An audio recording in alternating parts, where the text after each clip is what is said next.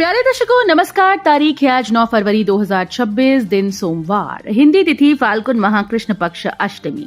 आइए नजर डालते हैं हमारे प्यारे राज्य हिमाचल प्रदेश की तमाम बड़ी खबरों पर। वीडियो शुरू करने से पहले कमेंट बॉक्स में जय हिंद लिखकर हमें सपोर्ट करें। तो चलिए शुरू करते हैं। आरडीजी बंद होने पर कैबिनेट का मंथन, हिमाचल में वेतन व पेंशन सहित सब्सिडी पर भी पड़ेगा असर, वित्त विभाग ने दी प्रेजेंटेशन। हिमाचल प्रदेश को मिलने वाले राजस्व घाटा अनुदान को बंद किए जाने के फैसले के खिलाफ सुक्खू सरकार ने राजनीतिक लड़ाई के साथ साथ न्यायालय का दरवाजा खटखटाने का फैसला किया है।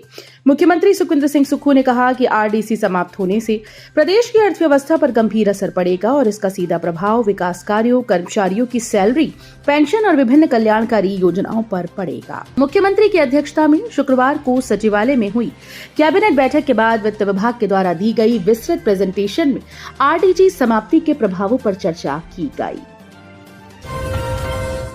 एंटीबायोटिक्स देने के बाद पशुओं के दूध से संक्रमण का खतरा, दवा देने के बाद कितने दिन प्रयोग न करने चाहिए दुग्ध उत्पाद।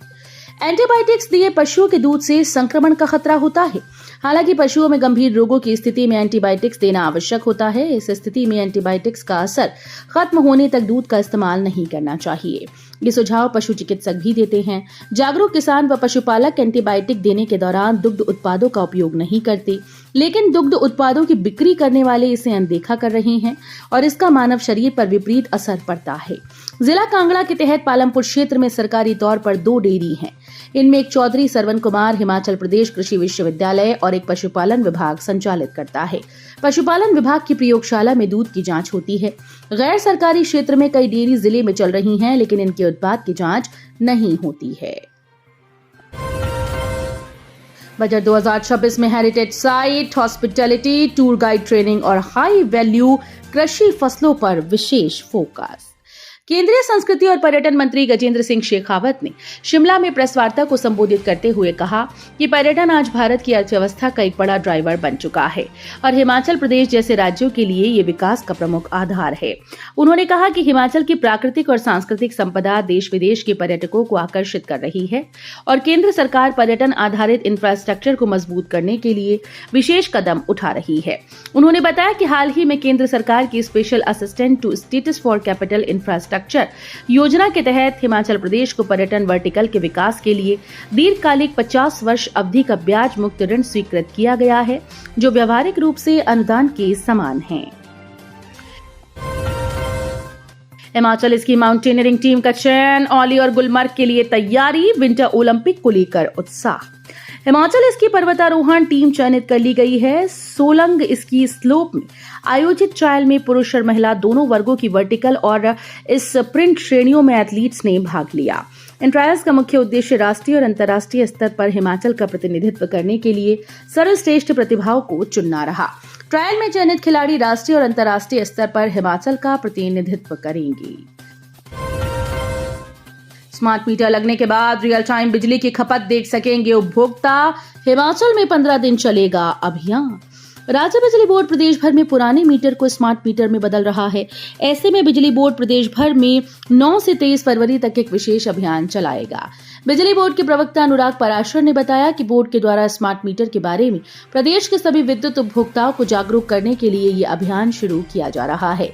अभियान की शुरुआत शिमला से होगी। उन्होंने कहा कि अभियान के तहत प्रदेश के सभी लोगों को स्मार्ट मीटर पर जागरूक किया जाएगा। अस्थायी था राजस्व घाटा अनुदान, केंद्रीय मंत्री शेखावत की नसीहत, वित्तीय अनुशासन अपनाए हिमाचल जैसे राज्य। राजस्व घाटा अनुदान यानी रेवेन्यू डेफिसिट ग्रांट के मुद्दे पर केंद्रीय संस्कृति और पर्यटन मंत्री गजेंद्र सिंह शेखावत ने हिमाचल सरकार पर अपनी विफलता का ठीकरा केंद्र पर फोड़ने का आरोप लगाया। उन्होंने शिमला में पत्रकार वार्ता को संबोधित करते हुए कहा कि आरडीजी अस्थायी व्यवस्था थी। केंद्र ने हिमाचल समेत अन्य राज्यों को अपना राजकोषीय घाटा कम करने के लिए भरपूर सहायता की, लेकिन इसके बावजूद हिमाचल में इसमें विफल रहा। योद्धा हूं, युद्ध की तरह ही लड़ेंगे, हिमाचल के हितों की लड़ाई। रेवेन्यू डेफिसिट ग्रांट की समाप्ति किसी सरकार का मुद्दा नहीं, बल्कि ये राज्य की जनता के अधिकारों के हनन से जुड़ा विषय है। प्रदेश सरकार इस मामले को लेकर भाजपा सांसदों और विधायकों के साथ दिल्ली जाकर प्रधानमंत्री से मिलने को तैयार है। प्रदेश सचिवालय में रविवार को वित्त विभाग के द्वारा राज्य की वित्तीय स्थिति और राजस्व घाटा अनुदान की समाप्ति के प्रभावों पर दी गई प्रस्तुति के बाद मुख्यमंत्री ठाकुर सुखविंदर सिंह सुक्खू ने ये बात कही। उन्होंने कहा कि 16वें वित्त आयोग की रिपोर्ट का राज्य की अर्थव्यवस्था और आगामी बजट पर दीर्घकालिक प्रभाव पड़ेगा। बिना खनन, बिना सामग्री, फिर भी करोड़ों का कारोबार, आरटीआई ने खोली पोल, हजारों करोड़ का घोटाला। प्रदेश में सूचना का अधिकार आरटीआई के तहत सामने आई दस्तावेजों ने एक ऐसे बड़े घोटाले की पर्दे खोल दी जिसने शासन प्रशासन की कार्यप्रणाली पर गंभीर सवाल खड़े कर दिए। आरटीआई के अनुसार प्रदेश में पिछले कई वर्षों से हजारों करोड़ रुपए के राजस्व का सुनियोजित फर्जीवाड़ा किया जा रहा है। आरटीआई में सामने आया कि प्रदेश के विभिन्न विभागों द्वारा बिना किसी वास्तविक खनन सामग्री की आपूर्ति के सैकड़ों मील दूर से डब्ल्यू और एक्स खनन फॉर्म खरीदे गए। शिंगला हेलीपैड के पास के जंगल में लगी आग, बुझाने के प्रयास जारी, वन विभाग की टीम भी हुई रवाना। उपमंडल रामपुर के जंगलों में आग की घटनाएं थमने का नाम नहीं ले रही। रविवार शाम को शिंगला पंचायत स्थित हेलीपैड के आसपास के जंगल में आग भड़क उठी। तेज हवाओं के साथ आग की लपटों ने पूरे जंगल को अपनी चपेट में ले लिया। शिंगला हेलीपैड के साथ लगते जंगल में रविवार को आग लग गई। देखते ही देखते हवा के साथ आग ने समूचे जंगल को अपनी चपेट में ले लिया। इस घटना में चीड़ के पेड़ भी आग की भेंट चढ़ गई।